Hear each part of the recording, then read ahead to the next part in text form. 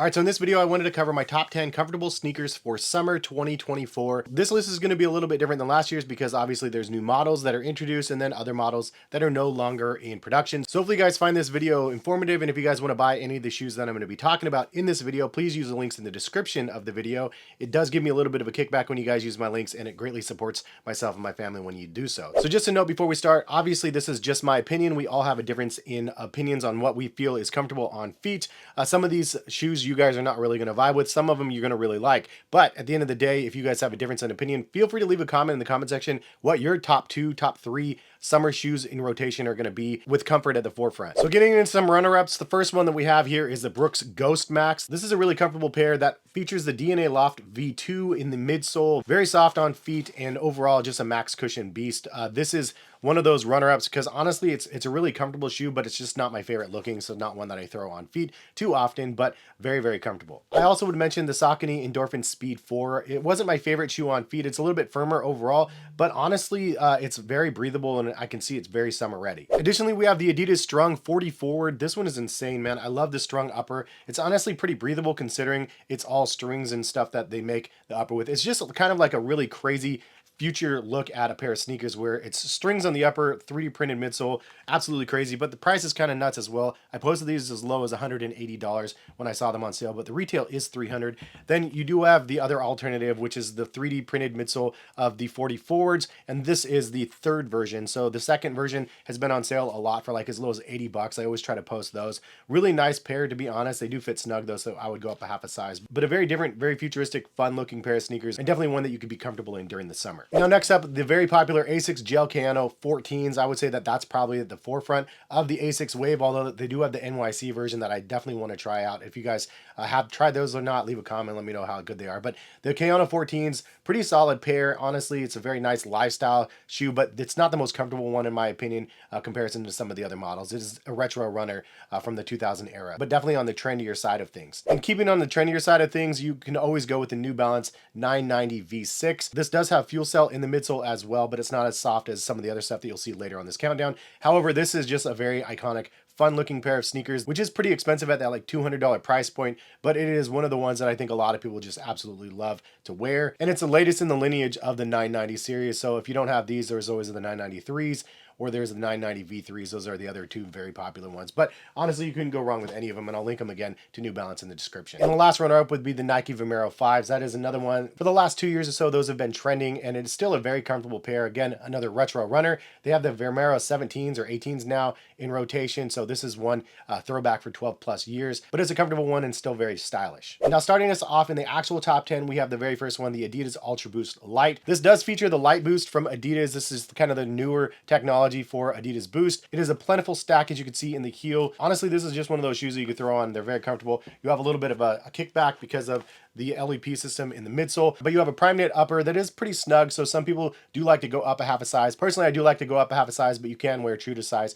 But it's an overall very comfortable pair of sneakers, something that is very functional as well. There is a large stack of foam, but you don't feel it all underfoot. It is a little bit firmer on feet, pretty responsive, but you don't have as much forefoot cushion as you do in some of the other pairs on the countdown. Overall, though, it's really a pair that I enjoy, and retail is $190 on these, but I've posted them as low as like $70. Anytime I fire sale them out there and show you guys when they're available for like the double, triple discounts from Adidas, those ones usually sell out pretty quick, like the last round that ended up happening. But hopefully some of you guys actually lucked out on those. I try to post them for everybody, especially over on Twitter first. So if you don't follow me over on Twitter, make sure you guys do that at heskicks. Now this one's kind of a placeholder spot because I feel like they're gonna have a new version later this year, but we just haven't heard, or I haven't heard or seen anything yet.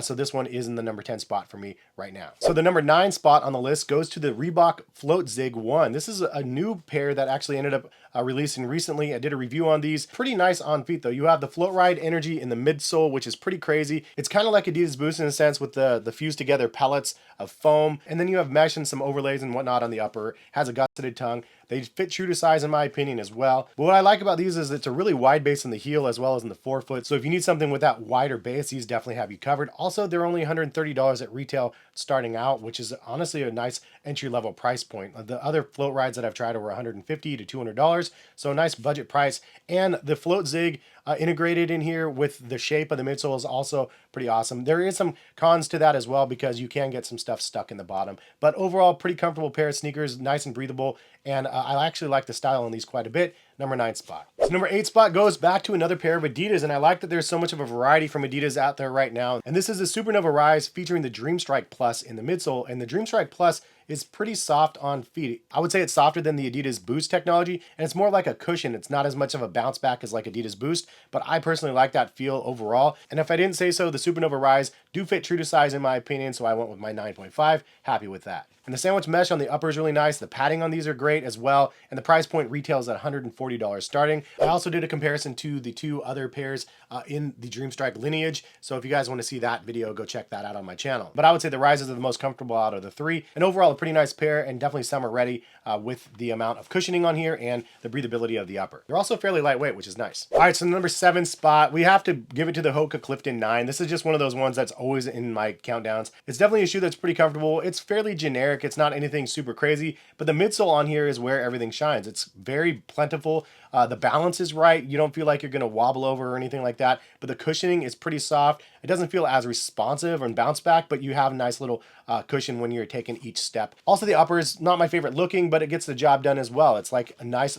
breathable mesh, and then you have some decent padding around the tongue and the collar as well. They do fit true to size in my opinion, but they do offer wide versions as well for those people that need it. I think the price point is around $140 on these or so, but overall, it's like my favorite pair from Hoka. Year after year, the Cliftons are the ones that I usually go with. So number 6 spot on my list goes to the OnCloud Surfers. These things are crazy, man. I love this midsole. I tried probably 4 or 5 different pairs of On running sneakers. This one is a little bit more bulky than some of the other ones, but man, I just tell you, I really like it. The CloudTech Phase midsole is very soft underfoot. It gives you a nice amount of squishy feel again, not as responsive again as some of the other stuff on the market, but you definitely feel a nice amount of cushion underneath your foot. Then the upper is pretty nice as well, engineered mesh with little pockets of ventilation. But the tongue is also very plentiful with cushioning as well as the heel. It really does feel nice on feet because of all the extra cushioning, which is kind of just like my overall style. Like this one, out of all the other ones that I've tried from On, is the one where I'm like, okay, I'm comfortable in this. Like the Cloud Monster has that thinner fused tongue and stuff. I didn't really like that as much. I like these with more cushion and whatnot. Now, it might run a little bit hotter, so maybe not as perfect for summer, but it is fairly breathable, so I would throw that out there as well. Now, some people might not like all the extra bulkiness, especially for summer when it gets hot, but they are fairly breathable, so I would say that it's still a go for myself. Number 6 spot. All right, so the number 5 spot on my countdown goes to the Adidas Addzero Ten. Now, this is a shoe that I did not anticipate on the countdown. It doesn't hit all the boxes for me personally when I'm looking for a pair of comfort sneakers and summer sneakers, but there's so much of an upside to this shoe that I find myself wearing these more often than not. And part of the reason why I really like them, number one, it does feature the Light Strike Pro in the midsole, but it's not a giant, massive stack of foam. It's enough underfoot where you feel this comfort, you feel the squish, you feel the snapback as well, that the Light Strike Pro is so known for. They do have some rods in here, and so you do have a little bit of a rocker like heel-toe transition, but it's not overly extreme. But the other reason why I like this shoe is because it's very breathable and very minimal for the upper. And sometimes when you're like having a hot day in the summer, like you just want to throw something on very breathable and comfortable, this is a really solid option. That's why I have it in my top 5. There's 2 downsides to this shoe though for me personally, and that is the tongue. The fact that it's not gusseted is kind of a bummer. It flip-flops around quite a bit. Also, the width of the heel is fairly narrow, and because of that, I do have to lace these sneakers when I put them on so they feel the most comfortable, and so I don't feel unsteady in the shoes, because if I didn't lace them, I would feel like I'm going to roll an ankle in them. However, when you lace them, obviously the intended purpose of sneakers, most people would lace them up, especially runners like these. But if you do lace them up, it does solve any stability sort of issues that you might have in the shoe, and you can just appreciate everything that the shoe has to offer. I feel like it's sleek, it's trendy looking. I do wish the heel was significantly wider, and I do wish the tongue had more padding and was gusseted. Minus those 2 things, though, these things are amazingly nice on feet for a lower stack of foam that you definitely feel a lot. They do retail at $180, and I would say the fit is true to size. All right, number 4 spot for myself goes to the Nike Invincible Run 3. This is one of those shoes that tried and true from Nike, the 3rd version of the Invincible Run, a super massive stack of Zoom X for running purposes, but this is a shoe that a lot of people casual as well.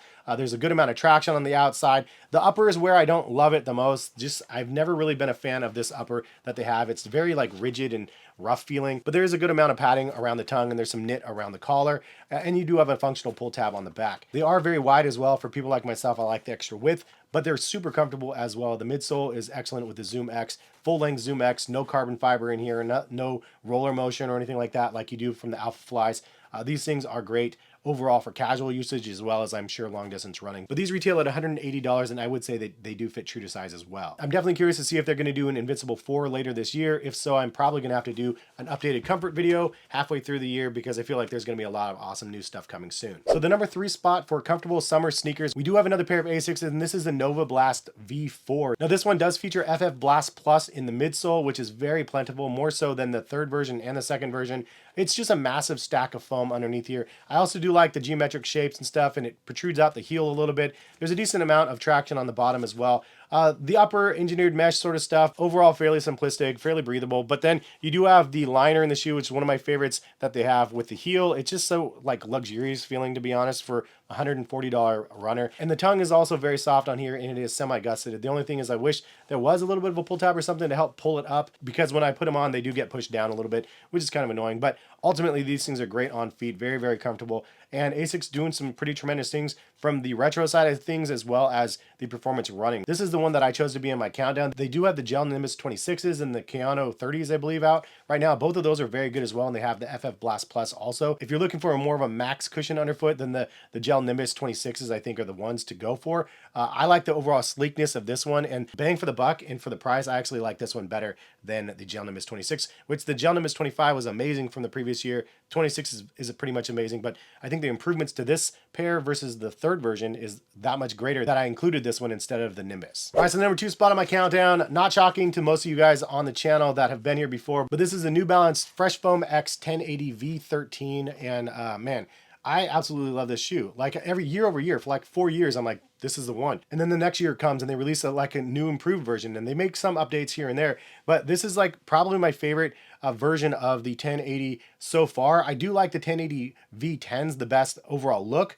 I wish that the heel cup would change back to the V10s. A lot of people from the running side didn't like it because of the heel slip, but this one looks a little bit more bulky and stuff, and I like the sleeker look of the V10s. Any which way, the V13s, the formula in the midsole is where they change everything up. That's where all the magic in the shoe happens. It is a Fresh Foam X midsole, but this Fresh Foam X is not like the other Fresh Foam X's that I've tried, and I've tried probably a dozen or more pairs. This one is softer and squishier than any of the other ones, like insane squish when you put these on feet. There's so much squish in the heel, but there's also a ton of squish in the forefoot as well. When you're walking around into these things, you definitely feel cushion. There's also a lot of padding around the tongue that I appreciate, as well as the engineered mesh upper, which is pretty decent. It's not anything fancy, no crazy bells and whistles, but the midsole is 100% where this shoe shines, and then the outsole traction, I do like the look of that as well. But overall, $165 is the price point on these. I highly recommend you trying them out. I did get true to size, but they do offer wide and extra wide versions for those people that need the extra width. I usually have a little bit of a wider foot, but I actually like to get the standard version and this instead of the wide. I have tried the wide versions of Fresh Foam X in the past, and honestly, they're just a little bit too wide for my feet even. So that being said, this one, amazing shoe, number 2 spot on the list. Easily could be somebody's number 1 as well. But if you have tried the 1080 V13s, leave a comment for other people and let them know that I'm not just lying to you guys. It's legitimately like an excellent pair of sneakers for your feet. One of the most comfortable ones. Definitely a shoe that you take on vacations with you all summer long. It's an absolute beast on feet, and your feet will definitely be thanking you. Before we get into the number 1 spot, if you guys can drop a like on the video, subscribe to the channel, and appreciate y'all for stopping in and watching this. And if you guys want to make any of the purchases for any of the sneakers I'm going to be showing you guys, again, please use the links in the description. It gives us a little bit of a kickback on the channel. The number 1 spot for myself, summer comfort sneaker. This is going to be the one that gets the most shine, and that is the New Balance Fuel Cell Rebel V4. Now, I know it's crazy to have 2 New Balance shoes back to back, but honestly, both of them are just insane. I actually have a video comparing these 2 models directly to each other. If you guys want to check that video out on my channel, it might be worth a look for you to decide which one you actually want to buy, but hopefully I'll be able to help you out with this video as well. This one's the number 1 spot on my countdown because it's, first of all, insanely soft, squishy. The comfort is there. It's a very, very big stack of fuel cell. Now, this is a PIBA EVA midsole blend for the fuel cell, which is a little bit different than some of the other fuel cell models out there. So not all fuel cell is created the same, similar to not all Fresh Foam X is created the same. New Balance is not the only ones that have this kind of a problem, I guess. Like Nike does it with Zoom X as well. Like some Zoom X is a lot firmer than other ones, and some are softer. This is the softest version of fuel cell that I've tried on my feet, and personally, that's what I like. I like that this is like a soft, squishy pair. Like there's a lot of flexibility in this pair, but it's also super light, sub 8 ounce pair of sneakers right here. and also very, very breathable with this upper. It has a phantom knit upper. You could see right through the upper, showing you like it's super breathable. It doesn't hold its shape very well. I've worn this pair quite a bit, and you can see the toe box is kind of all bent out of shape, but honestly, I don't mind that once you put them on and the comfort's there and the breathability is there. And that's primarily why I chose this shoe for summer comfort over the 1080s, is because it's way more breathable and it's more lightweight on my feet. Otherwise, like the other pair is just amazing. This does have a semi-gusseted tongue as well, so it's attached halfway down. And it has that like forked tongue that the Nova Blast has as well. It fits good on feet. There is minimal padding there, but again, it feels nice. Decent amount of traction on the forefoot, not so much on the heel. But the price point of these are actually $140, and the comfort is crazy. The other thing that's wild is this shoe is $140. The Elite version is, I think, $250, and the upper looks pretty much exactly the same as the Elite version, and the midsole compound is pretty much exactly the same as the Elite version, with the exception of the carbon fiber plate that helps spring you forward with that pair. I don't need that carbon fiber plate for the casual. Like, I prefer like the super shoes without those. So like this is just an incredible shoe. It's a fast-paced shoe, but the Fuel Cell itself is just so soft and comfortable. And if you didn't know the difference between Fuel Cell and Fresh Foam X, I would try to break it down for you guys. But basically, Fresh Foam X is supposed to be more of the cushion, and then Fuel Cell is supposed to be more of the propulsion. So this is the one that you're supposed to be able to go faster in and like have more responsiveness versus like the shock absorption of the Fresh Foam X. I would say both of them do a pretty insane job though. And honestly, if you guys buy either pair of these, come back to the channel, leave a comment in the video and say, hey, I did check out the pairs, and yes, no, this is the things I like or don't like about the shoes, because I'm telling you guys, they're pretty good. Now, caveat, some people might find these even too soft and squishy because they are so incredibly soft on feet. I personally can't get enough of them though. This is like the go-to shoe. Vacations, Vegas vacation, and so on. This is the one. Anyway, that is my top 10 summer comfort sneakers. Hopefully you guys enjoyed this list. If you guys think I missed anything, leave a comment in the comment section. What shoes are out? Because there's so many shoes out there. If there's a pair that you guys want me to check out, leave a comment and let me know. Hit me up on Twitter, let me know, because I'm always interested. Honestly, I like super passionate about all this stuff. It's super fun for me to try out different brands and see what there's available out there with all these crazy super foams that they have on the market now. Hopefully you guys enjoy the content though. And again, if you guys want to buy any of them, link in the description. And if you guys are new to the channel and you guys like the content, hit that subscribe button. But appreciate y'all for stopping by and watching. Have a good rest of the day. Have a good summer. And hopefully we'll see you back for some more content. All right. Peace, guys.